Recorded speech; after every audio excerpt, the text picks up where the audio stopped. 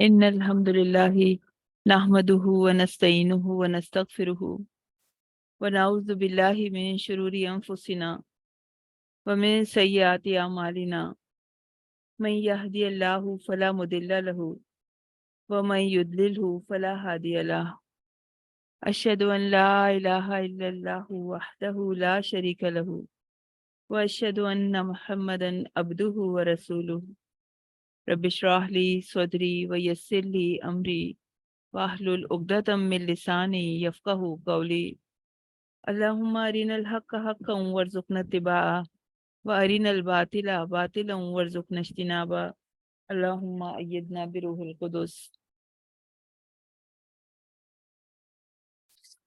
جو بھی قرآن کی طرف سفر شروع کرتا ہے وہ دراصل اندھیروں سے روشنی کی طرف سفر کرتا ہے۔ وہ لا علمی کے اندھیرے ہوں، بے عملی کے اندھیرے ہوں، شکوک و شبہات کے اندھیرے ہوں یا خواہشات کے اندھیرے ہوں۔ یہ کتاب بھٹکے ہوئے لوگوں کو سیدھا راستہ دکھاتی ہے، ذلت میں پڑے ہوئوں کو عروج پہ پہنچاتی ہے، اللہ تعالیٰ سے بچھڑے ہوئے لوگوں کو اللہ سے ملانے والی کتاب ہے۔ جو بھی اپنے خالق سے دور چلا گیا اس کا ہاتھ تھام کر اس کو اپنے مالک کے در پہ لے آتی ہے، اور جو بھی ان آیات میں سفر کرنے کا عزم کر لیتا ہے اللہ اس کو دنیا اور آخرت کے خزانے عطا فرماتے ہیں۔ تو اپنے بوسیدہ دامن میں ان لال و گوہر کو اکٹھا کرنے کی کوشش کرتے ہیں۔ سورہ انبیاء سے سٹارٹ کریں گے۔ اعوذ باللہ من الشیطان الرجیم، بسم اللہ الرحمن الرحیم۔ سورہ انبیاء اس کی 112 آیات ہیں، 1323 ورڈز ہیں، 4965 اس کے لیٹرز ہیں، اور اس میں 7 رکوع ہیں۔ حضرت عبداللہ بن مسعود نے فرمایا کہ سورہ کہف، مریم، طٰہٰ اور انبیاء پہلی صورتوں میں سے ہیں۔ یہ میری پہلی یاد کی ہوئی صورتیں ہیں اور یہ میری قدیم دولت اور کمائی ہیں جن کی میں ہمیشہ حفاظت کرتا ہوں۔ تو صحابہ کرام کی پیروی کرنے کا شوق رکھنے والوں کے لیے اشارہ ہے کہ اس سورہ کو حضرت عبداللہ بن مسعود کی طرح حاصل کر لیں، اس کو سیکھیں، اس کے معنی جانیں، اس کے مفہوم کو اپنے دلوں میں اتاریں۔ سورہ انبیاء کی آیات صحابہ پر کیسے نازل ہوئی تھیں، ان کا کیسا ریئیکشن تھا۔ عامر بن ربیعہ رضی اللہ تعالیٰ عنہ کے ہاں ایک صاحب مہمان بن کر آئے اور انہوں نے بڑے اکرام اور احترام سے انہیں اپنے ہاں ٹھہرایا، ان کی بہت خاطر تواضع کی، بڑی مہمان نوازی کی۔ تو وہ صاحب ان سے بہت خوش ہو گئے اور انہوں نے رسول اکرم صلی اللہ علیہ وسلم کے پاس جب گئے تو رسول اللہ نے ان کو ایک وادی عطا فرمائی۔ تو یہ پھر ان کے پاس آئے اور کہنے لگے کہ مجھے نبی کریم صلی اللہ علیہ وسلم نے ایک بہترین زمین کا ٹکڑا دیا ہے اور میں یہ چاہتا ہوں کہ میں اس کو آپ کے نام کر دوں، کیونکہ آپ نے میری اتنی مہمان نوازی کی ہے اور آپ کے بعد آپ کے بال بچے بھی خوشحالی سے زندگی گزاریں۔ تو حضرت عامر رضی اللہ تعالیٰ انہوں نے جواب دیا کہ بھائی مجھے اس کی کوئی ضرورت نہیں ہے، کیونکہ آج ایک ایسی صورت نازل ہوئی ہے کہ ہمیں دنیا کڑوی محسوس ہونے لگی ہے۔ پھر آپ نے یہی اقترب للناس کی تلاوت فرمائی۔ یہ صحابہ کا طریقہ تھا۔ اللہ تعالیٰ نے ان کے رسپانس کو، ان کی فیلنگز کو ریکارڈ کر لیا، رہتی دنیا تک کے لیے محفوظ کر دیا، مثال بنا دیا۔ اس وقت وہ صحابی نہیں جانتے تھے کہ اللہ تعالیٰ ان کی باتوں کو محفوظ کر لے گا۔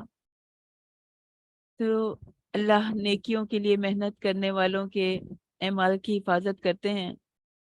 تو آج ہم بھی انہی آیات کو سننے جا رہے ہیں دوبارہ سے۔ اللہ نے ان کی فیلنگز، ان کے جذبات ریکارڈ کیے، تو اللہ تعالیٰ ہمارا رسپانس بھی نوٹ کرے گا کینلی۔ سورہ انبیاء کی پہلی آیت ہے، اقترب للناس حسابهم وهم فی غفلۃ موردون۔ بہت قریب آ گیا لیے لوگوں کے حسابهم، حساب ان کا، اور وہ غفلت میں منہ موڑے ہوئے ہیں۔ افسوس ہے، تعجب ہے، حیرت ہے ان پر، کیا ہو گیا ہے ان کو۔ اقتربا قریبا یقربو سے ہے، باب افتعال کا ماضی ہے، تو اسی لیے ترجمہ کیا جا رہا ہے بہت قریب آ گیا۔ تو سورہ توبہ کی آیت ہے کہ کیا وہ نہیں دیکھتے کہ وہ ہر سال 1 یا 2 مرتبہ آزمائش میں ڈالے جاتے ہیں، پھر بھی وہ نہ توبہ کرتے ہیں اور نہ نصیحت پکڑتے ہیں۔ تو کتنی آزمائشیں، کتنے مسائل، کتنی تکالیف ہمیں کھینچ کھینچ کر اپنے رب کے دامن میں لے کے جانا چاہتی ہیں۔ ہم جانتے ہیں کہ ساری ڈوریاں وہیں سے ہلتی ہیں، ساری طاقت اسی کے پاس ہے، زمین اور آسمان کے خزانے اسی کے قبضہ قدرت میں ہیں۔ جب جب ہم اپنے خالق سے دور ہو جاتے ہیں تو یہ ناگوار حالات ہمیں مجبور کرتے ہیں کہ اپنے رب کے ہو جاؤ، وہ سب کچھ ٹھیک کر دے گا۔ دنیا کے امتحانوں کے بعد ہی موت کا امتحان شروع ہو جاتا ہے، اور موت سے پہلے بھی حساب ہے، جان پینے کی آزمائش آنے والی ہے۔ نزا کا عالم ہمارا منتظر ہے، ہم سے بہت قریب ہے، کسی بھی وقت وہ وہ وقت ہم پر آنے والا ہے۔ نزا کا عالم گزرے گا تو قبر کا حساب آ گیا، اس میں سوال جواب کی صورت میں حساب کیا جائے گا، اور آخر میں قیامت کے دن کا حساب ہوگا۔ اگر قبر کے عذاب کو انسان سن لے تو ہنسنا بھول جائے، جنگلوں میں نکل جائے۔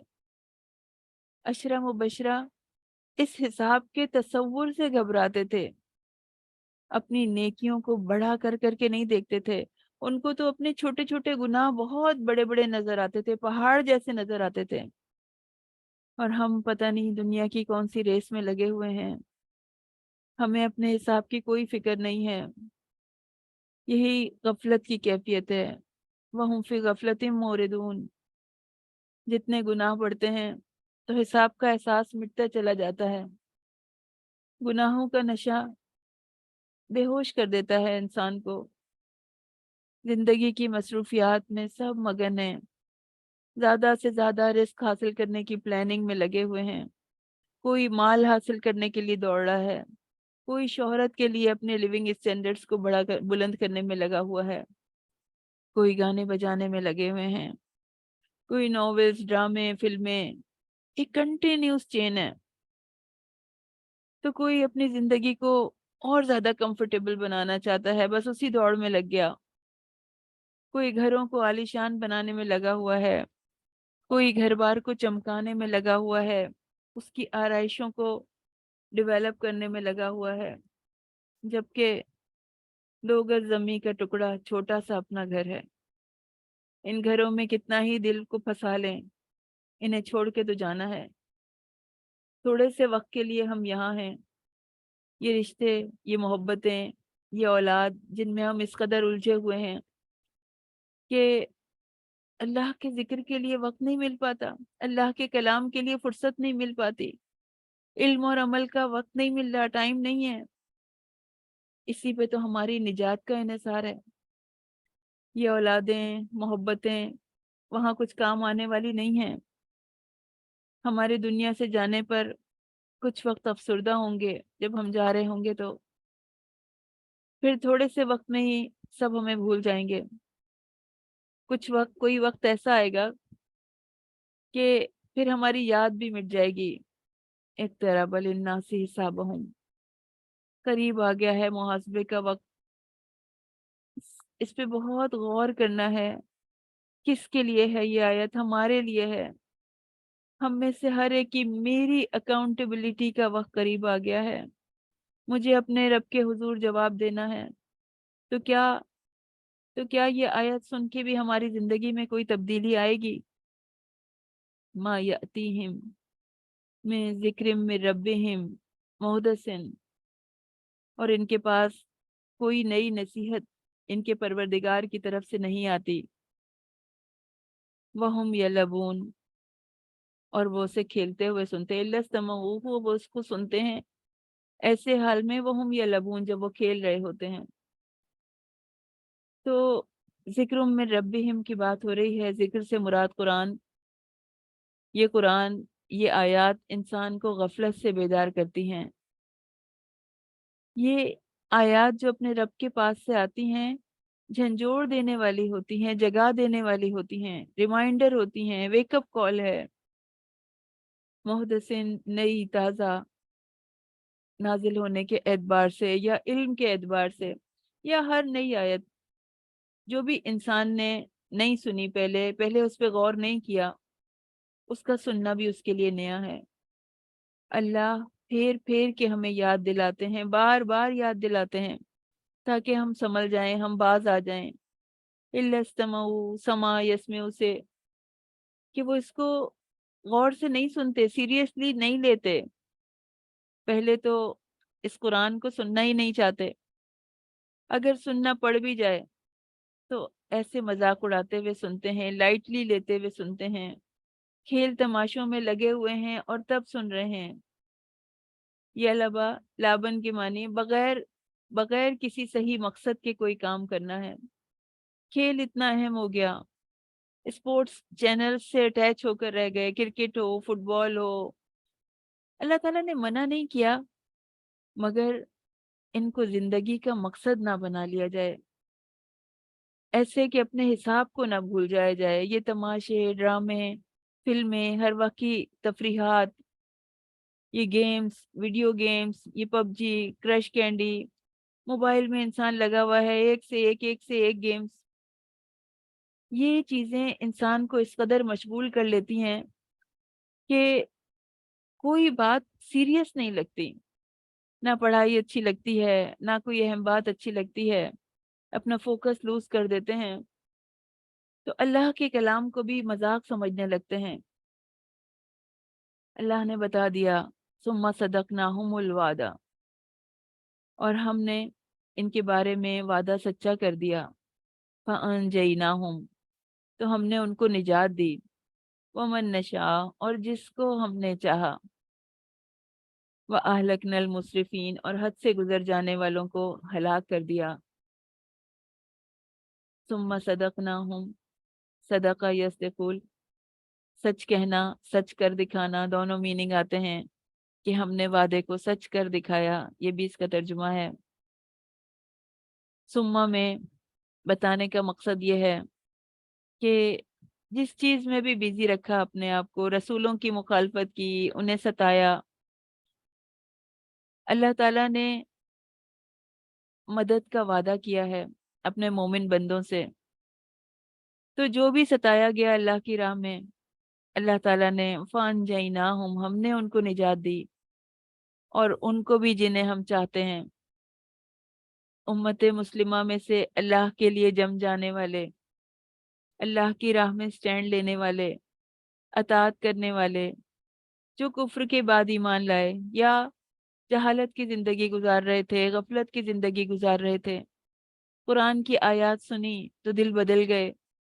جس نے بھی اللہ کی طرف قدم بڑھائے، اللہ کا وعدہ ہے کہ وہ بہترین بدلہ عطا فرمائے گا، اور وہ اہلکن المسرفین، اور حد سے بڑھنے والوں کو اللہ تعالیٰ ہلاک کر دیتا ہے۔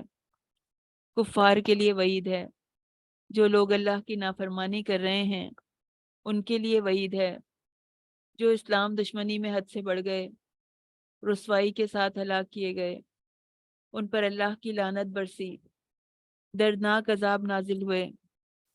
اللہ تعالیٰ ہمیں حد سے گزرنے والوں میں شامل نہ کرے، اللہ ہمیں ہلاکت سے محفوظ رکھے ایسی۔ پھر تذکرہ آ رہا ہے اللہ کے ذکر کا، اللہ کی کتاب کا۔ لَقَدْ أَنزَلْنَا إِلَيْكُمْ كِتَابًا، ہم نے نازل کیا، بے شک، دو تاکیدوں کے ساتھ ہے، لا کی تاکید اور قد کی تاکید۔ بے شک نازل کی ہم نے کتاب، فیہ ذکرکم، اس میں تمہارا ہی ذکر ہے، افلا تعقلون، تو کیا تم عقل سے کام نہیں لیتے، کیا تم سمجھتے نہیں ہو؟ تو वेरिफिकेशन के साथ बात की जा रही है, एम्फेसिस है, बला का जोर है। खालिक कायनात फरमा रहे हैं कि ये बात हर शक व शुबे से बालातर है। लक़द अंज़लना, हमने नाजिल किया इसको आप पर, महबूब खुदा पर, अल्लाह के मुकर्रब तरीन बंदे पर नाजिल हुआ, और उनके ज़रिए से, उनके वसीले से पूरी नौ इंसानी तक पहुंचा, हम तक पहुंचा। ये अल्लाह ताला का बेइंतहा करम है, उसकी बहुत अजीम नेमत है ये किताब। ये जादू नहीं है, ये शायरी नहीं है, ये कोई दुनिया की किताब नहीं है, ये आसमानी किताब है। इसके मज़ामीन इंसान की सोच के साथ साथ चलते हैं। तमाम मोजज़ात में सबसे बड़ा मोजज़ा है। इंसान इमेजिन नहीं कर सकता इस वक्त का बदला जो उसने खुलूस दिल से इस किताब के साथ गुजारा है। जान लो कि ये कुरान एक खिताब है जो आपको अल्लाह बुजुर्गो बरदर की तरफ से पैगंबर को दिया गया, हम सब के लिए। इसमें नसीहत है। सूरह क़ाफ की आयत आती है, वाकई इसमें नसीहत है हर उस शख्स के लिए जिसके पास दिल है या जो तवज्जो से सुनता है। तो इससे फायदा कौन उठाएगा? इससे फायदा वो उठाएंगे जिनके पास दिल होंगे, और वो इसको बहुत गौर से सुनते होंगे और अपने दिल और दिमाग को पूरी तरह हाजिर रखते हुए सुनते होंगे। उनके एजा भी पूरी तरह हाजिर हों। आंखें किसी डिस्ट्रैक्शन में ना लगी हुई हों, कोई नोटिफिकेशंस चेक ना कर रही हों, फिंगर्स चैटिंग में मसरूफ ना हो, जिस्म किसी और काम में ना लगा हो। कंप्लीट फोकस के साथ इसको सुनना। अल्लाह करे कि हमें इस अजीम तरीन किताब को दिल में उतारने का सलीका आ जाए। तो ये किताब अल्लाह ताला ने इसलिए नाजिल फरमाई ताकि आप लोगों को अंधेरों से रोशनी की तरफ ले आएं। सूरह इब्राहिम की आयत 1 है। हजरत अब्दुल्ला बिन अमर रज़ी अल्लाह ताला अन्हो से रिवायत है कि रसूल अल्लाह सल्लल्लाहु अलैहि वसल्लम ने फरमाया कि बनी आदम के कुलूब यानी दिल, हम सब के दिल, तो उनके बारे में बताया जा रहा है कि उन पर इसी तरह जंग चढ़ जाता है जिस तरह पानी लगने से लोहे पर जंग आ जाता है। तो अर्ज किया गया कि या रसूल अल्लाह, दिलों के इस जंग को दूर करने का क्या तरीका है? तो रसूल अल्लाह सल्लल्लाहु अलैहि वसल्लम ने इरशाद फरमाया कि मौत को बहुत ज्यादा याद करना और कुरान मजीद की तिलावत करना। तला यतलू की तरह कि जब हम तिलावत कर रहे हो तो हमें समझ भी आ रहा हो, हम समझ रहे हो कि हमारा मालिक हमसे क्या कह रहा है, उसका मफहूम हम दिल में उतार रहे हों, हम नेकी के इरादे कर रहे हों, हम अमल के इरादे कर रहे हों। तो हमें अपने दिलों को चमकाना है, इनको कल्बे सलीम बनाना है। जिंदगी जिन भी चीजों का जंग हमारे ऊपर चढ़ा रही है उसको खुरच कर हटाना है, कुरान की तिलावत के जरिए और मौत की याद के जरिए। अल्लाह ताला फरमा रहा है फी ही जिक्रुकुम, बहुत प्यारी बात है, बड़ी ही अपनाइयत है। अल्लाह इम्पोर्टेंस दे रहा है मुझको, आपको, अपने एक एक बंदे को कदर अफजाई फरमा रहा है, वैल्यू कर रहा है। इतने हकीर बंदे हैं, कोई बिसात नहीं है, कोई औकात नहीं है, कोई ताकत नहीं रखते, मजबूर और बेबस बंदे हैं, अपनी पलक झपकने की भी ताकत नहीं रखते, एक के बाद एक गलतियां करने वाले। और अल्लाह का कितना करम है, कितनी मेहरबानी है कि अल्लाह हमारा जिक्र कर रहा है अपने कीमती तरीन कलाम में, अपनी अजीम तरीन किताब में। फरमाया फी ही जिक्रुकुम, इसमें तुम्हारा ही जिक्र है, तुम ही इसका महवर हो। ये किताब इंसानों के लिए उतारी गई है, इसका मौजू इंसान है। अल्लाह कह रहे हैं, ए मेरे बंदे, मेरे अब्द, जब बसीरत की आंख से इस किताब को देखोगे, इस पर गौर करोगे, अपने और इसके दरमियान आने वाली रुकावट को हटा के देखो, मोहब्बत के साथ इसको समझने की कोशिश करो। अगर तुम इसको अपने आप से रिलेट करोगे तो फिर अपने जिक्र को खुद देख सकोगे, उसको ऑब्जर्व कर सकोगे। फी ही जिक्रुकुम, ये आयत वो हैं जो तुम्हारी कामयाबी की जमानत हैं। اس کتاب میں انسان کے آغاز اور انجام پر روشنی ڈالی گئی ہے۔ یہ تمہاری ہی کہانی ہے۔ تم جو کچھ بھی اس کتاب کے احکام کے ساتھ کر رہے ہو، تمہیں تمہاری غلطیوں پہ وارن کیا گیا، برائیوں پہ، گناہوں پہ، سابقہ امتوں کا حال بتایا گیا کہ اگر نیک عمل کرو گے تو یہ انجام ہے، ورنہ عذاب ہے۔ تو تم اپنے آپ کو نکھارو، خالص کرو، اپنے اخلاق کو بیوٹیفائی کرو، برائیوں سے بچو۔ اللہ اس طرح مومنوں کو خالص کرتا ہے، پیوریفائی کرتا ہے، کامیابی کا راستہ دکھاتا ہے۔ اللہ تعالیٰ نے زندگی کے مختلف سیمپلز اس میں دکھائے ہیں، پھر یہ بتایا کہ اس میں سے کون سا نمونہ ایسا ہے جو تمہیں اپنے لیے سلیکٹ کرنا ہے۔ گزشتہ امتوں کی باتیں بھی بتائیں جن سے تمہیں بچنا ہے۔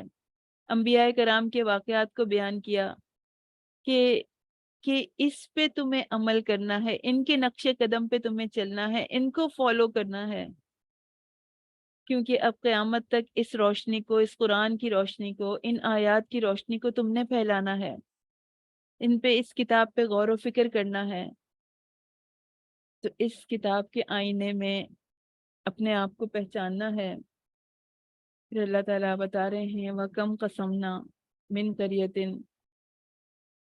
قسم کا معنی ہوتا ہے کسی سخت چیز کو توڑ کے رکھ دینا، مفہوم شدت سے کاٹنا۔ تو ہم نے ان بستیوں کو جو ظالم تھیں غارت کر دیا، کاٹ کے رکھ دیا، ہلاک کر دیا۔ وَأَنشَأْنَا بَعْدَهَا قَوْمًا آخَرِينَ۔ اور ان بستیوں کی ہلاکت کے بعد ہی نئے سرے سے ہم دوسری قومیں وہاں لے کر آ گئے۔ اللہ ریپلیس کر دیتے ہیں گھروں کو، خوبصورت آرام دہ گھروں میں جب اختیار رکھنے والے ظلم کرتے ہیں تو اللہ تعالیٰ ان کو ہٹا دیتا ہے، ان کو ہٹا کے دوسرے لوگ لے آتا ہے۔ جب اداروں میں عہدے رکھنے والے لوگوں کا حق مارتے ہیں، ظلم کرتے ہیں، تو اللہ تعالیٰ کو کچھ دیر نہیں لگتی ان کو ہٹانے میں، نعمتیں ریپلیس کر دی جاتی ہیں۔ ظلم کی وجہ سے مال و دولت، حکومت، اقتدار چھین لیا جاتا ہے، اللہ تعالیٰ ان سے چھین کے دوسروں کو دے دیتا ہے۔ انسان یہ نہ سمجھے کہ وہ بہت طاقتور ہے، کوئی اس کا کچھ نہیں بگاڑ سکتا۔ اللہ کے لیے قوم کو مٹا دینا یا ایک فرد کو مٹا دینا کچھ بھی مشکل نہیں ہے۔ کوئی بھی اپنے وجود کو اس دنیا کے لیے اتنا اہم نہ سمجھے کہ اس کے اس دنیا سے چلے جانے کے بعد دنیا کے کام رک جائیں گے۔ تو افراد ہوں یا اقوام ہوں، جب اللہ سے بے پرواہ ہو جاتے ہیں، اپنے وجود کو ضرورت سے زیادہ اہمیت دینے لگ جاتے ہیں، تو اللہ تعالیٰ ان کا مغالطہ دور کر رہا ہے کہ اپنے آپ کو بڑی چیز نہ سمجھو۔ اللہ تعالیٰ جب چاہے گا جھاڑ جھنکار کی طرح پھینک دے گا، دوسروں کو لا بسائے گا۔ تو اپنی ہر چیز میں ہمیں چیک لگانا ہے کہ میری زبان سے، میرے ہاتھ سے، میرے عمل سے کسی پہ ظلم نہ ہو، میں ظالموں میں شامل نہ ہوں، میں کسی کا حق مارنے والوں میں شامل نہ ہوں، کسی پہ زیادتی کرنے والوں میں شامل نہ ہوں۔ اپنی زبان سی لے انسان، یہ زبان کہیں جہنم کے گڑھوں میں نہ گرا دے۔ انسان اپنے آپ پہ ایک الرٹ لگا دے، ایسا الرٹ کہ ہر وقت چیک کرتا رہے کہ کسی بھی وقت میں اپنے اوپر، اپنے جسم پہ، اپنی جان پہ گناہوں کا بوجھ نہ ڈالوں، دوسروں کو نفع پہنچانے والی بن جاؤں، دوسروں کی مدد کرنے والی بن جاؤں، دوسروں کی تکالیف دور کرنے والی بن جاؤں۔ کیسے آتا ہے عذاب جب یہ بستیوں کو اللہ تعالیٰ غارت کرتا ہے، کچھ دیر نہیں لگتی اور انسان فیل کر لیتا ہے جب یہ عذاب آنے لگتا ہے۔ فلما احسو، اور جب انہوں نے محسوس کیا، باسنا، عذاب ہمارا، اذا ہم منہا یرکدون، تو پھر وہ اچانک اس سے بھاگنے لگے۔ احسا، محسوس کرنا، یعنی جب ان کے حواس نے ہمارے عذاب کو محسوس کیا، جب علامات نظر آئیں تو پھر بہت تیزی سے بھاگ کھڑے ہوئے۔ ان کو معلوم ہو گیا کہ اللہ کا عذاب آ گیا ہے، سمجھ رہے ہیں کہ یہ بھاگ دوڑ ان کو عذاب الہی سے بچا لے گی۔ جب اللہ کی پکڑ آتی ہے उस वक्त सारे असबाब मिट जाते हैं, इंसान भाग के जा नहीं सकता, सारे रास्ते बंद हो जाते हैं। तो अल्लाह कह रहे हैं ला तरकुदू वर्जिऊ इला मा उतरिफ्तुम फीही, मत भागो, कहाँ जाओगे भाग के, वर्जिऊ लौट आओ, इला मा उतरिफ्तुम फीही, जहाँ पे तुम आसाइशें दिए गए थे, जहाँ पे तुम ऐश करते थे, व मसाकिनुकुम, और अपने घरों में, लअल्लकुम तुसलून, शायद कि तुमसे सवाल किया जाए, तुमसे पूछा जाए, तुम्हारी पूछगछ हो। तंजिया उसलूब है, डांटा जा रहा है, अल्लाह का गजब झलक रहा है कि अब क्यों भागते हो, अब कहाँ जाते हो, पलटो, लौटो, वापस आओ अपने उन्हीं दौलत के ढेरों की तरफ जहाँ गुनाह किया करते थे, जिनमें तुम दिन रात ऐशो इशरत किया करते थे, इन जगहों की तरफ जिनमें तुम्हें खुशहाली दी गई थी। तो वापस आओ अपने घरों की तरफ, एक एक नेमत के बारे में तुम्हें जवाब देना होगा। बहुत मसरूफ थे, बड़े बिजी स्केड्यूल्स थे, बहुत दुनिया जमा करनी थी, ना अल्लाह की किताब को पढ़ा, ना समझा, ना अमल करने का सोचा। तो अब कुछ नहीं कर सकते, अब कोई वक्त नहीं है, वो वक्त गुजर गया, अब अजाब आ चुका है, अब कोई तौबा भी वैलिड नहीं है अल्लाह के नजदीक। तो अब तो बुरे अंजाम से दो चार किए जाओगे। अल्लाह के कलाम को पीठ के पीछे डाल दिया था, दीन की दावत को अहम नहीं समझा था, जिद पर आ गए थे। अब बास पुर्स की जाएगी तुमसे, वक्त बहुत कम है, आज हमें सोचना है, आज प्लान करना है, आज इसी वक्त। अल्लाह वर्ड पिक्चर दिखा रहा है, इमेजिन करें इंसान को, जब ये गफलत का खौल टूटेगा तब नजर आएगा। जिंदगी के लम्हात बहुत थोड़े हैं, ताकीर का वक्त नहीं है, आज ही पलटना है अल्लाह के अजाब से। और अल्लाह के अजाब से अल्लाह की किताब बचा सकती है। अल्लाह बुला रहा है कि उसकी पनाह में आ जाओ। कौलू, उन्होंने कहा, या वैलना इन्ना कुन्ना ज़ालिमीन, वैलना, हाय हमारी शामत, बेशक हम ही जालिम थे। जब अल्लाह का अजाब आ घेरता है तो बदकार से बदकार कौमें भी गुनाहों का एतराफ करने में लग जाती हैं, वावेला करने लगती हैं, शोर करने लगती हैं, अपने गुनाहों का एतराफ करती हैं, माफी मांगती हैं। मगर अब उसका कोई फायदा नहीं, अब तौबा करने का फायदा नहीं, सब कुछ खत्म कर दिया गया, वक्त गुजर चुका, हमारे पास अभी वक्त बाकी है। और फिर फरमाया जा रहा है, हुमा जालत तिल का दावा हम, उनकी पुकार यही रही, कंटिन्यूस पुकारते रहे, तौबा करते रहे, हत्ता जालनाहुम हासिद हत्ता जालनाहुम हसीदन खामिदीन, यहाँ तक कि अल्लाह ताला ने उनको कटी हुई खेती की तरह कर दिया। हसीदन, काट दिया गया। खामिदीन, खुमूद से आग का बुझाना, जब इंसान ठंडा हो जाता है, सारे तकब्बुर के शरारे बुझ गए, कहते रहे कहते रहे कहते रहे, पुकारते रहे, हाय हमारी कमबख्ती, हम ही अपनी जानों पर जुल्म ढाने वाले थे, बस यही कहते रहे। अल्लाह ताला ने उन्हें कटे हुए खेत की तरह और बुझी हुई आग के मानंद कर दिया। जब वक्त गुजर जाता है तौबा का, फिर गुनाहों का एतराफ भी कोई काम नहीं आता। वो खुलूस से दिल से पुकारते रहे, दिल से अल्लाह ताला से गिड़गिड़ा के पुकारते रहे। दुनिया में तौबा कर लेते तो अल्लाह ताला सारे गुनाह माफ कर देते। तो हमारे लिए अभी वक्त है, इस वक्त की तौबा काम आने वाली है। लिहाजा तौबा करने में कभी भी इंसान शर्म महसूस ना करे, अभी और इसी वक्त तौबा कर लें, पता नहीं बाद में वक्त मिले या ना मिले। अगर तौबा ना हो तो अल्लाह ताला के बंदों में से कोई निजात ना पा सके, लेकिन इनका वक्त खत्म हो चुका। इसके बाद इनके सामने इनकी नाफरमानी के मुकाबले में अब एक अतात का नमूना पेश किया जा रहा है, एक अतात का सैंपल पेश किया जा रहा है। अल्लाह की वो मखलूक जो दिन रात अल्लाह की बंदगी में लगी हुई है और बंदगी करते हुए नहीं थकते। वलहु मा फिस समावाति वल अर्द, और उसी के लिए है जो आसमानों और जमीन में है। वमन इंदहु, और जो उसके पास है। ला यस्तकबिरून, और वो उसकी इबादत पे तकब्बुर नहीं करते, तकब्बुर करने वाले नहीं होते। ला यस्तकबिरून अन इबादतिही, और वला यस्तासिरून। दो चीजें बताई जा रही हैं। ला यस्तकबिरून, इतनी इबादत, इतनी नेकियों के बाद कोई भी गुरूर नहीं, हर वक्त इबादत करते हैं, एक सेकंड नहीं जाता कि वो इबादत ना करते हों, लेकिन इसके बावजूद भी कोई गुरूर नहीं है, तकब्बुर नहीं है, आजिज हैं, झुके हुए हैं। अल्लाह के फरिश्तों की बात की जा रही है। अल्लाह की इबादत पर शर्म नहीं करते। नमाज के लिए उठना इन्हें भारी नहीं लगता। ना मीटिंग से उठना मुश्किल लगता है, ना शादियों से उठना मुश्किल लगता है, ना पार्टी से उठ के अल्लाह की याद के लिए खड़े होना इनको मुश्किल लगता है। अल्लाह की इबादत पे शर्माते नहीं हैं। सोचते नहीं है कि इतने लोगों के दरमियान से मैं उठ के जाऊंगा तो पता नहीं ये लोग क्या सोचेंगे। कोई नदामत नहीं है, फख्र से अल्लाह का हुक्म मानते हैं।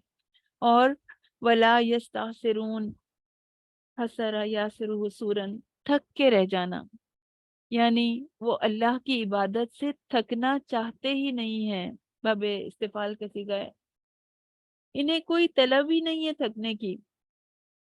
इसका नतीजा क्या है कि दिन रात अल्लाह की तस्बीह करते रहते हैं, वक्फा नहीं करते। इंसान इंसानों को मिसाल दी जा रही है, हमारे सामने मिसाल रखी जा रही है कि ना तकब्बुर करते हैं ना थकते हैं। तो इंसान बार बार ये ना दोहराए कि मैंने इतनी तराबी पढ़ी, इतने निफिल पढ़े, मैं इस कदर थक गई, तो मैंने ये किया और मैंने ये किया। इंसान तकिया कलाम ना बना ले। थकन भी अल्लाह की बड़ी नेमत है। ऐसे भी मरीज हैं, बेड पर पड़े हुए हैं, उठना चाहते हैं, अपने काम करना चाहते हैं, थकना चाहते हैं, लेकिन इसकी ताकत नहीं रखते। तो इंसान खुशी खुशी करे अल्लाह के कामों में थकना, और फिर ऐसे थकना के माथे पे शिकन भी ना आए, थकन की शिकायत भी ना हो, बर्डन ना लगे। इबादत करते हैं या तरावी पढ़ते हैं या कुरान सीखने सिखाने की मेहनत करते हैं, ये अल्लाह की बड़ी रहमत है उन पर। और फरिश्ते क्या करते हैं? युसब्बिहून लैला वन नहार, रात दिन, रात दिन अल्लाह की तस्बीह करते हैं। और ला यफ्तरून, उकताते नहीं हैं, वक्फा नहीं करते। अल्लाह ताला हमारे सामने फरिश्तों की मिसाल बयान कर रहे हैं कि ना थकते हैं ना घबराते हैं। सुस्ती काहिली इनके पास भी आके नहीं फटकती। दिन रात अल्लाह की फर्मा बरदारी में, उसकी इबादत में, उसकी तस्बीह और अताअत में लगे हुए हैं। अल्लाह की नाफरमानी का कोई काम नहीं करते, अल्लाह के हर हुक्म की तामील करते हैं। और इनके पास इतनी ताकत कैसे आती है? इनका फ्यूल अल्लाह की हम्द है। अल्लाह का जिक्र इनको ताकत देता है, तवानाई देता है। इब्ने तैमिया कहते हैं कि दिल के लिए जिक्र ऐसा है जैसे मछली के लिए पानी। तो जिक्र से ताकत जमा करते हैं, तो हमें भी जिक्र से ताकत जमा करनी है अपने लिए। अपनी जिंदगी के मकसद को रिन्यू करना है। हमने दीन का इल्म हासिल करना है, कुरान का इल्म हासिल करना है, कुरान पर इल्म और अमल करना है। इसके लिए हमें ताकत तस्बीह देगी। तो अनथक मेहनत करनी है, मुसलसल मेहनत करनी है, बगैर रुके, बगैर वक्फा किए, फरिश्तों की तरह इस कुरान को सीखने के लिए, समझने के लिए, इसके पैगाम को फैलाने के लिए हमें जिंदगी की आखिरी सांस तक इसकी कोशिश करनी है। और जिंदगी में कितना वक्त जाया हो चुका है। जितनी जिंदगी इस किताब के बगैर गुजरी है उसको भी कंपनसेट करना है हमें। और इन फरिश्तों का ये भी तरीका है, ला यस्बिकूनहु बिलकौल, वो उससे आगे बढ़कर नहीं बोलते। वहुम बि अमरिही यामलून, और उसके हुक्म पर अमल करते हैं। यानी इनकी बंदगी का, इनकी फर्मा बरदारी का ये हाल है कि उसकी इजाजत के बगैर बात तक नहीं करते, ना उसकी बात से आगे निकलने वाले हैं, यानी ताजीम करने वाले हैं। उसके हुजूर बढ़कर नहीं बोलते, उसकी रिस्पेक्ट को मलहूज रखते हैं, तवज्जो से सुनते हैं अपने खालिक की बात को। रूहुल कुदस हैं, जिब्राइल हैं, अल्लाह के मुकर्रब तरीन फरिश्ते अदब से झुके रहते हैं। अल्लाह ताला नौ इंसानी को, तमाम इंसानों को बता रहा है तरीक़े बंदगी, कैसे अल्लाह की गुलामी करनी है, कैसे अल्लाह की अब्दियत में आना है। वो जो करते हैं उसके हुक्म से करते हैं और उसका हर हुक्म मानते हैं। तो हमें भी सिखाया जा रहा है कि इन आयात को हमें गौर से सुनना है, उसकी बात को ताज़ीम से सुनना है, अपने रब्बे करीम की बात को। और अल्लाह की बात के आगे, अल्लाह की आयत के आगे अपने ख्यालात को नहीं पेश करना, अपनी बातों को नहीं पेश करना कि आई डोंट थिंक सो, मैं नहीं समझती कि ऐसा होगा, नहीं ये तो पता नहीं किसी और दौर के लिए थी। इन आयत में बहस मुबाहिसा करना इंतहाई नापसंदीदा है।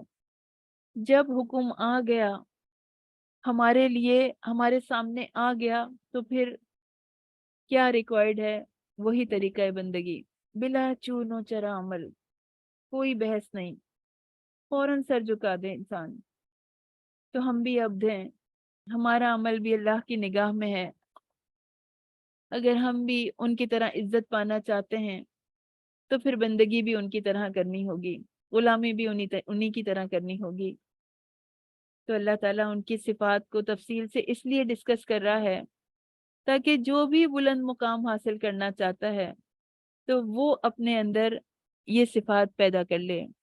और अब कुछ कायनात की निशानियों की तरफ अल्लाह ताला हमारी तवज्जो मबसूल करा रहे हैं। अवलम यरल्लज़ीना कफरू, क्या नहीं देखा उन लोगों ने जिन्होंने कुफ्र किया, अन्ना समावाती वल अर्दा, ये आसमान और जमीन, कानता रतकन, ये आपस में मिले हुए थे। फफतकनाहुमा, तो हमने इन्हें फाड़ कर अलग कर दिया।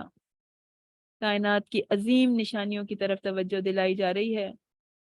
जरा बसीरत की नजर डालो, कायनात पुकार पुकार कर अपने बनाने वाले की तरफ तुम्हें मुतवज्जो कर रही है। अवलम यरल्लज़ीना कफरू, यहाँ पर देखने के मानी है, यरा के मानी गौर व फिक्र करना, जानना कि क्या इन लोगों ने जिन्होंने अपने रब से कुफ्र किया इन निशानियों को नहीं देखा? इन लोगों ने इस बात पे गौर व फिक्र नहीं किया कि ये जमीन और आसमान आपस में मिले हुए थे, सख्ती से ये जुड़े हुए थे, चिपके हुए थे, एक ही थे। तो हमने उन्हें अलग कर दिया, हमने इन्हें खोल दिया। सारे आसमान जमीन एक मटेरियल थे, फिर अल्लाह ने अपनी बेपनाह कुव्वत से, कुदरत से इनको अलग अलग कर दिया, इनमें हवा और खिला का फासला कर दिया। ये 7 आसमान मिले हुए थे। हम सब जानते हैं कुरान में 7 आसमानों का तज़किरा बार बार आता है। और जैसे 7 आसमान है वैसी ही 7 जमीनें भी हैं।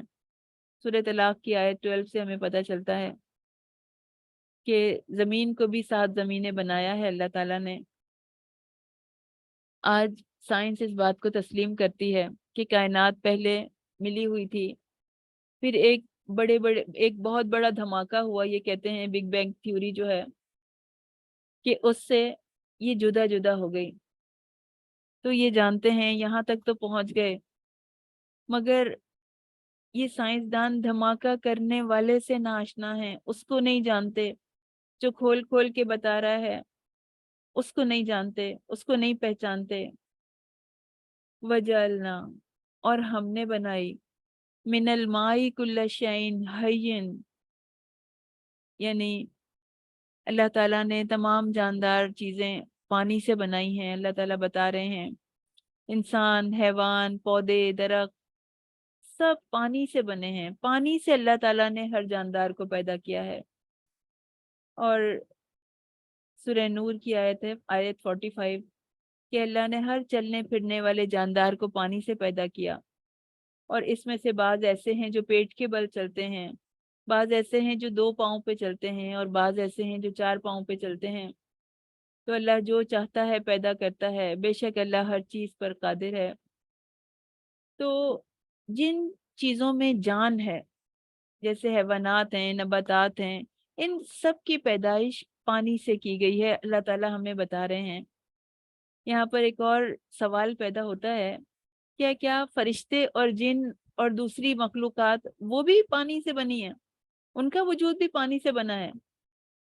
تو قرآن نے بتا دیا کل شعین، ہر چیز، ہر زندہ چیز کا وجود پانی سے بنا ہے، تو پانی سے ہی مانا جائے گا۔ اس میں ہو سکتا ہے انسان کے ساتھ جن اور فرشتے بھی شامل ہوں، کوئی بعید نہیں ہے۔ جب مٹی سے بننے والے انسان کی اصل پانی ہے، تو آگ اور نور سے بننے والے جنوں اور فرشتوں کی اصل بھی پانی ہو سکتی ہے، اس میں کوئی نہ ماننے کی بات نہیں ہے۔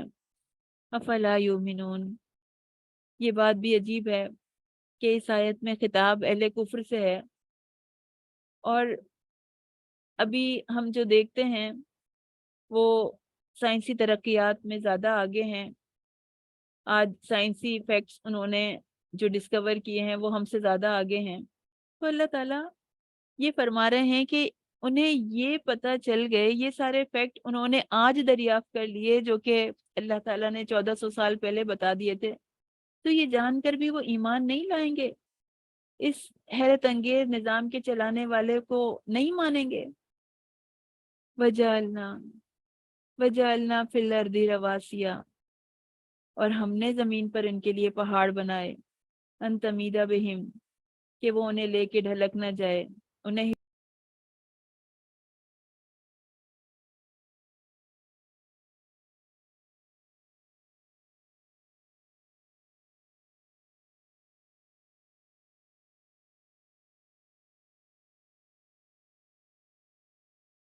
وجعلنا فیہا رواسیا، رواسی راسیت ان کی جمع ہے، زمین میں گڑھے ہوئے ہیں، پہاڑوں کی بات کی جا رہی ہے۔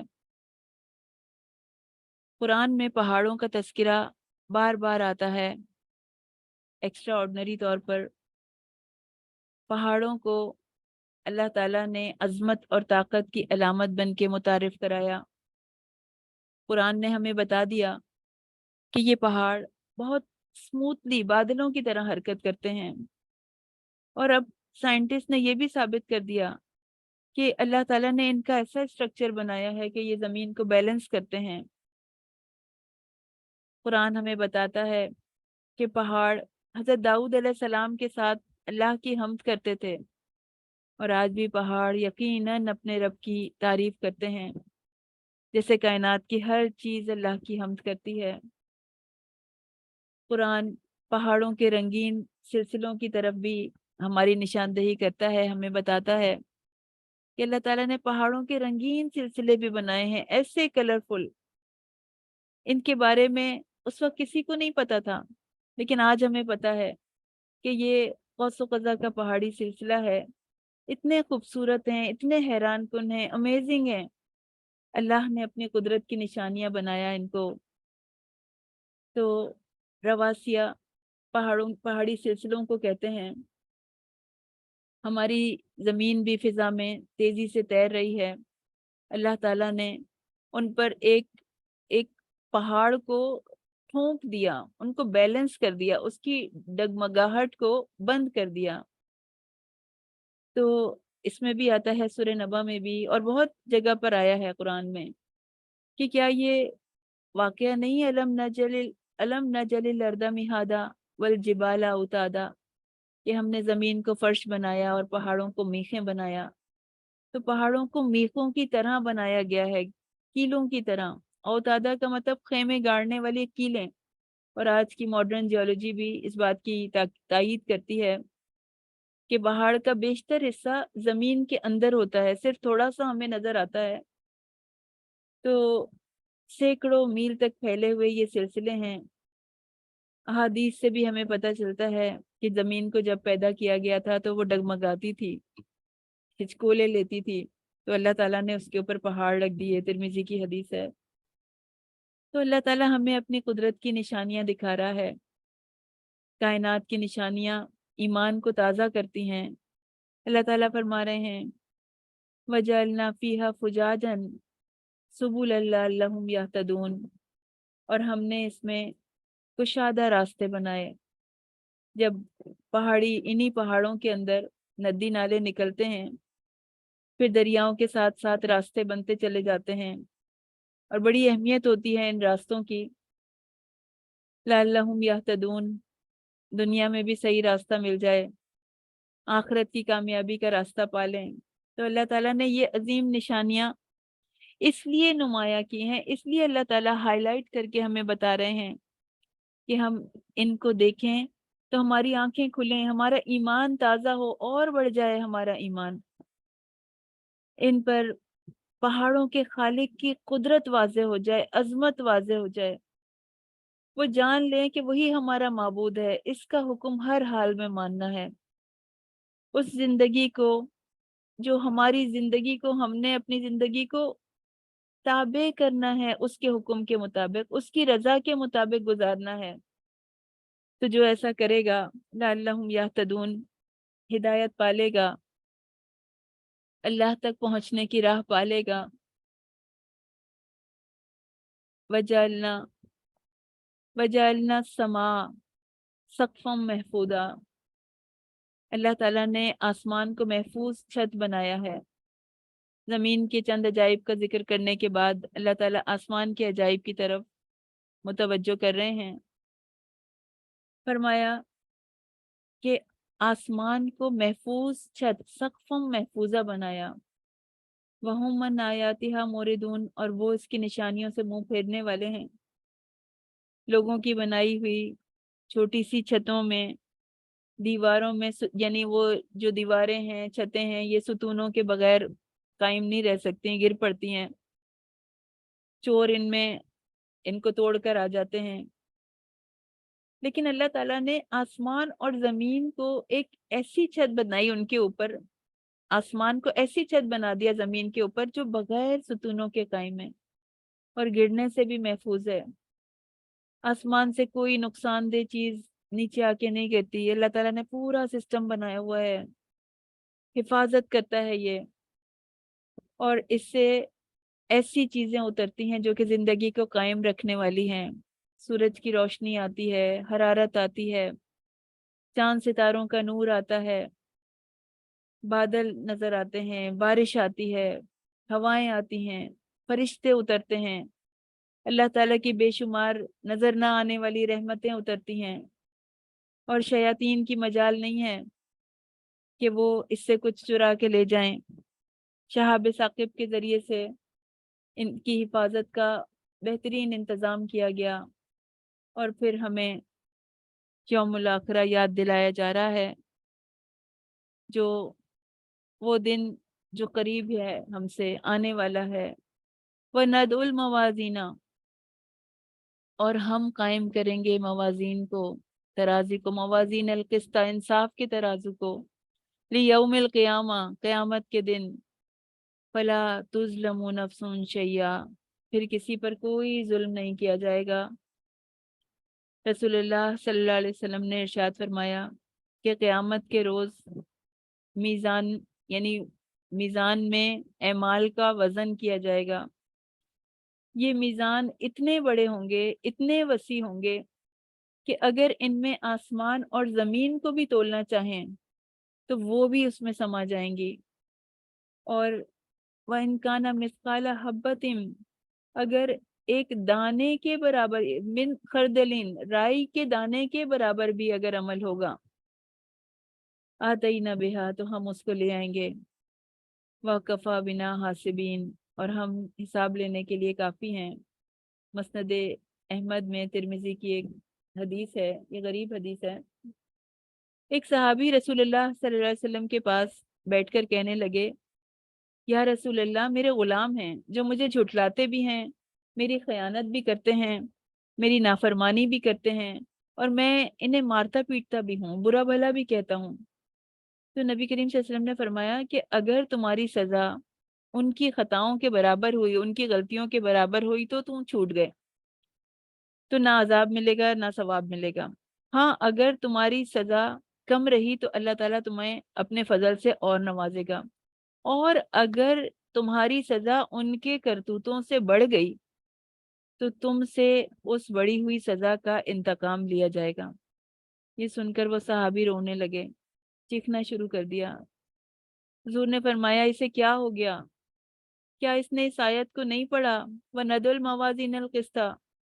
تو یہ سن کر ان صحابی نے کہا، یا اللہ، یا رسول اللہ، ان معاملات کا سن کے تو میرا جی چاہتا ہے کہ میں اپنے تمام غلاموں کو آزاد کر دوں، आप गवाह रहिए कि ये सब अल्लाह की राह में आज़ाद हैं।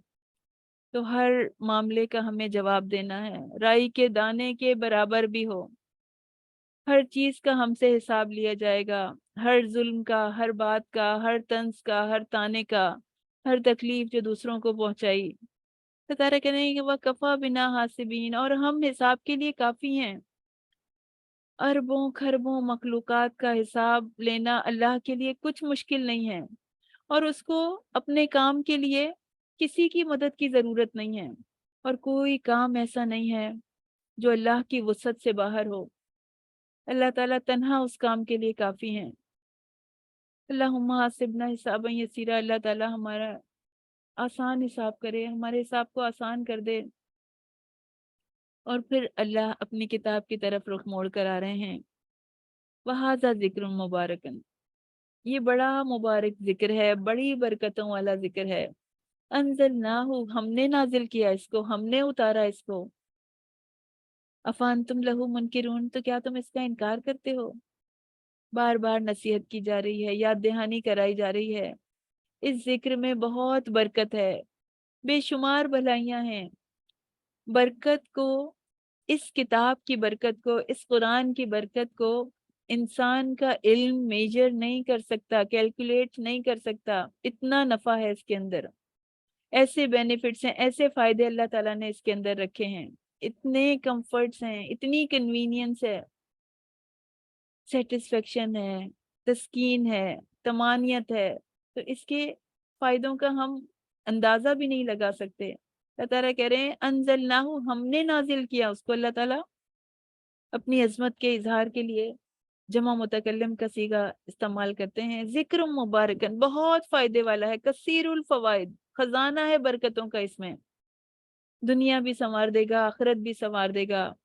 अफान तुम लहू मुनकिरून, अल्लाह ताला का शिकवा है। जरा गौर तो करें इस आयत में, क्या अल्लाह ताला हमसे कहना चाह रहे हैं कि अल्लाह ने इतनी मुबारक किताब को, इतनी अजमत वाली किताब को उतारा, इतनी कीमती किताब को। अफान तुम लहू मुनकिरून, तुम्हारे पास इस किताब के लिए वक्त नहीं है, तुम दुनिया में इस कदर मगन हो, तुम इस पर गौर नहीं करते, तुम समझते नहीं हो इसको, तुम इस पर अमल नहीं करते। सुम्मा नतवे समा, और वो दिन, यौम नतवे समा, जिस दिन हम आसमान को लपेट देंगे। अल्लाह ताला इन आसमानों और जमीनों को लपेट देंगे, फिर दोबारा नए सिरे से पैदा करेंगे। जिस तरह हम आसमान के कातिब की किताबों को लपेटते हैं, उस तरह लपेट देंगे, सिजिल की तरह। और जिस तरह हमने पहली पैदाइश की इब्तदा की, वैसे ही इसको लौटाएंगे। तो रोजे क़यामत की हैबत और हवलनाकी को जहनों में डाला जा रहा है, पेवस्त किया जा रहा है। इरशाद फरमाया, आंखें खोलो, गफलत से बाहर आओ, वो दिन जल्द आने वाला है जिस दिन हम आसमानों को इस तरह लपेट देंगे जिस तरह औराक किसी फाइल में लपेट कर महफूज कर दिए जाते हैं। यानी इस कायनात का एक एक वर्क उलट दिया जाएगा, इसकी बिसात लपेट दी जाएगी। मैदान हश्र कायम होने से पहले नए सिरे से कायनात की बिसात बिछेगी। अब आसमान भी नए होंगे, जमीन भी नई होगी, इस कायनात के कवानीन भी नए होंगे। और अल्लाह के लिए कोई मुश्किल नहीं है। किसी चीज का पहली मर्तबा बनाना, फिर उसे दोबारा पैदा करना पहली मर्तबा से ज्यादा आसान है। वादन अलैया, वादन अलैना, कयामत का दिन, कल आना, अल्लाह ताला कह रहे हैं हमारे जिम्मे है, हम इसका वादा कर चुके हैं, आने वाला है। सूरह हज मदनी सूरा है, इसके अंदर 10 रुकू हैं, 5238 लेटर्स हैं, और 1439 वर्ड्स हैं, और 78 वर्सेस हैं, इसकी आयात हैं। मदनी सूरा है। अल्लाह ताला अल्लाह के जिक्र से शुरू हो रही है। या अय्युहन नासु तक़ू रब्बकुम, ए लोगो اپنے رب کا تقوی اختیار کرو، اپنے رب سے ڈرو۔ انا انا زلزلۃ الساعتی شیء عظیم، بے شک قیامت کا زلزلہ بہت بڑی چیز ہے۔ یا ایھا الناس، الناس میں مسلم کافر ازل سے لے کر ابد تک کے لوگ آ جاتے ہیں، قیامت تک آنے والے لوگوں کو مخاطب کیا جا رہا ہے۔ اتقوا ربکم، تقوی کے معنی ہے بچنا، ڈرنا، کیونکہ آدمی جس چیز سے ڈرتا ہے اسی سے بچتا ہے۔ تو ہر اس چیز سے بچو جو تمہیں تمہارے رب کی سزا کا حقدار بنا سکتی ہے۔ وہ فرائض کا ترک کر دینا ہو، یا گناہوں سے بچنا ہو، یا اللہ کی حرام کردہ چیزوں سے بچنا ہو، ہر چیز سے بچنا ہے، یہی تقوی ہے۔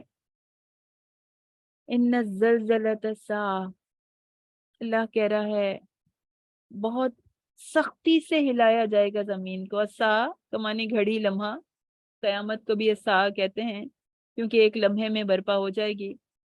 تو حدیث میں ارشاد فرمایا گیا کہ پہلی مرتبہ جب سور پھونکا جائے گا تو زمین جھٹکے کھانے لگے گی، جس طرح کشتی سمندر میں ہچکولے کھاتی ہے، چاروں طرف سے موجیں اسے تھپیڑے مارتی ہیں، یا جس طرح کوئی لٹکی ہوئی قندیل آندھی میں حرکت کرتی ہے، تو یہ حال ہوگا اس وقت زمین کا۔ یہ جو زلزلے کی تصویر ہے وہ بھی اس دن کی ہولناکی کو پوری طرح واضح نہیں کر سکتی۔ یعنی اپنے رب سے اس لیے ڈرو کہ قیامت کا زلزلہ بہت بڑی چیز ہے، اور اللہ تعالیٰ اسے عظیم فرما رہے ہیں، تو اب اس کی عظمت کا، اس کی ہولناکی کا کوئی اندازہ نہیں لگا سکتا۔ یوم ترونہا، جس دن تم دیکھو گے کہ ہر دودھ پلانے والی اپنے دودھ پیتے بچے کو بھول جائے گی، ہر حاملہ اپنا حمل ڈال دے گی۔ وَتَرَى النَّاسَ سُکارا، تم دیکھو گے لوگوں کو کہ وہ نشے میں ہیں، وَمَا هُمْ بِسُکارا، اور وہ نشے میں نہیں ہیں، وَلَكِنَّ عَذَابَ اللَّهِ شَدِيدٌ، بلکہ اللہ کا عذاب ہی اتنا سخت ہوگا۔ مزید واضح کر رہا ہے قیامت کی دن کی ہولناکی کو اللہ تعالیٰ، جس دن کو زلزلہ قرار دیا گیا ہے۔ پتہ چل رہا ہے یہ کیفیت پہلے نفخے کے وقت ہوگی، جب گھبراہٹ کا یہ عالم ہوگا کہ ہر دودھ پلانے والی ماں اپنے بچے کو دودھ پلانا بھول جائے گی۔ ماں کی ممتا سب سے عظیم جذبہ ہے، زوردار جذبہ ہے۔ ماں سب کچھ بھول جاتی ہے لیکن اپنے بچے کو نہیں بھول سکتی۔ لیکن اس دن کی ہولناکی کا یہ عالم ہوگا کہ ماں اپنے بچے کو بھول جائے گی، لوگ دیوانوں کی طرح بھاگے پھریں گے، ہر شخص نشے میں مدہوش محسوس ہو رہا ہوگا، ایسا لگ رہا ہوگا کہ جیسے وہ نشے میں ہے، مگر وہ نشے میں نہیں ہوگا بلکہ حواس باختہ ہو گیا ہوگا اس ہولناکی سے۔ اور پھر اللہ تعالیٰ ہمیں اپنے گھر کی طرف متوجہ کر رہے ہیں کہ جب اذ بوأنا لإبراہیم، جب ہم نے ابراہیم علیہ السلام کے لیے بیت اللہ کی جگہ متعین کر دی کہ میرے ساتھ کسی کو شریک نہ کرنا، اور میرے گھر کا طواف کرنے والوں کے لیے اور قیام کرنے والوں کے لیے، رکوع اور سجود کرنے والوں کے لیے اسے پاک کر دو۔ یعنی اللہ تعالیٰ وہ وقت یاد دلا رہا ہے جب ابراہیم علیہ السلام کے لیے بیت اللہ کی جگہ متعین کی۔ بیت اللہ اس سے پہلے بھی تعمیر ہو چکا تھا، زمین پر اللہ کا سب سے پہلا گھر خانہ کعبہ ہے۔ حضرت ابراہیم علیہ السلام سے پہلے بھی اس کی تعمیر ہو چکی تھی۔ اللہ بہتر جانتا ہے کہ وہ تعمیر آدم علیہ السلام نے کی یا فرشتوں نے کی تھی۔ ایک ٹیلے پر اس کی بنیادیں موجود تھیں، جس میں ابراہیم علیہ السلام اور اسماعیل علیہ السلام نے کعبہ کی تعمیر دوبارہ سے فرمائی۔ اللہ تشرک بہ شیئا، یعنی اس گھر کی بنیاد خالص توحید پر رکھو۔ ہر شخص یہاں پر آ کر صرف اللہ کی عبادت کرے، اس کے ساتھ کسی کو شریک نہ کرے۔ اب بھی کئی مسلمان ایسے ہیں جو کہ قبروں کا، آستانوں کا طواف کرتے ہیں۔ اللہ نے طواف صرف اپنے ایک ہی گھر کا رکھا ہے، اور کسی جگہ کا طواف نہیں ہو سکتا۔ اور اللہ تعالیٰ اپنے خلیل کو حکم دے رہے ہیں وَأَذِّن فِي النَّاسِ بِالْحَجِّ، کہ لوگوں میں حج کا اعلان کر دو۔ یہ تمہارے پاس پیدل آئیں گے، لاغر سواریوں پر آئیں گے، دور دراز کے راستوں سے آئیں گے۔ تو حضرت ابراہیم علیہ السلام کو حکم دیا جا رہا ہے، حج کا معنی ہوتا ہے قصد کے، مراد اللہ کے گھر کا قصد، عبادت کی نیت سے۔ حج کے اعلان سے پہلے اس کی پاکی کا، اس کی صفائی کا تذکرہ کیا، تو ہمیں پتہ چلا کہ مہمانوں کی آمد سے پہلے گھر کی صفائی ہونی چاہیے، اس کو پاک کیا جانا چاہیے۔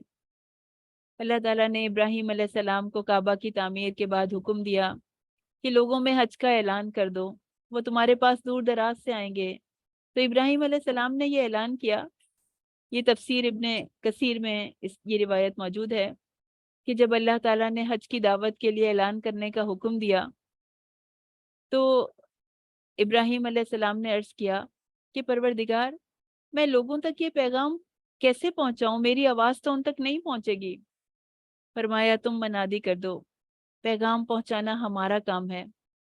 تو آپ نے اپنے مقام پر کھڑے ہو کر اعلان کیا، لوگوں، تمہارے رب نے گھر بنایا ہے، تم اس کا حج کرو۔ کہا جاتا ہے، روایات میں آتا ہے کہ پہاڑ جھک گئے، حتیٰ کہ یہ آواز زمین کے کناروں تک پہنچ گئی۔ ہر پتھر، اینٹ یا درخت جس نے سنا، ہر شخص نے سنا، اللہ تعالیٰ نے دنیا کے ہر کونے تک پہنچا دیا، واللہ عالم۔ اور کہا جاتا ہے، روایات میں آتا ہے کہ سب نے جواب میں کہا لبیک اللہم لبیک، یا ایھا الذین آمنوا ارکعوا، اے لوگو جو ایمان لائے ہو، رکوع کرو، وسجدو اور سجدہ کرو، وَاعْبُدُوا رَبَّكُمْ اور عبادت کرو اپنے رب کی۔ خاتمہ سورہ کی آیات ہیں۔ مسلمانوں سے براہ راست خطاب فرما کر انہیں کعبۃ اللہ کی عظیم ذمہ داری دی جا رہی ہے کہ اس کی امامت کرنی ہے، تمہیں اس کو سنبھالنا ہے، تو اس کے لیے اپنے اندر جن صفات کا پیدا کرنا ضروری ہے اس کی طرف توجہ دلائی جا رہی ہے۔ سب سے پہلے یہ بات فرمائی کہ رکوع کرو اور سجدہ کرو۔ سجدہ کرو امر کا صیغہ ہے۔ بہت سے علماء نے سے یہ مراد لی ہے کہ یہ آیت سجدہ ہے، اس کو پڑھنے والوں کے لیے سجدہ کرنا ضروری ہے۔ تو نماز کا حکم دیا جا رہا ہے۔ اس امت کو اس مقصد پر فائز کرتے ہوئے پہلا حکم دیا گیا، وَارْكَعُوا وَاسْجُدُوا، تم رکوع کرو، سجود کرو، یعنی نماز پڑھو۔ اللہ کی زمین پر اللہ کی حکومت کو قائم کرنا ہے تو نیکیوں کو فروغ دینا ہے، برائیوں کو ختم کرنا ہے۔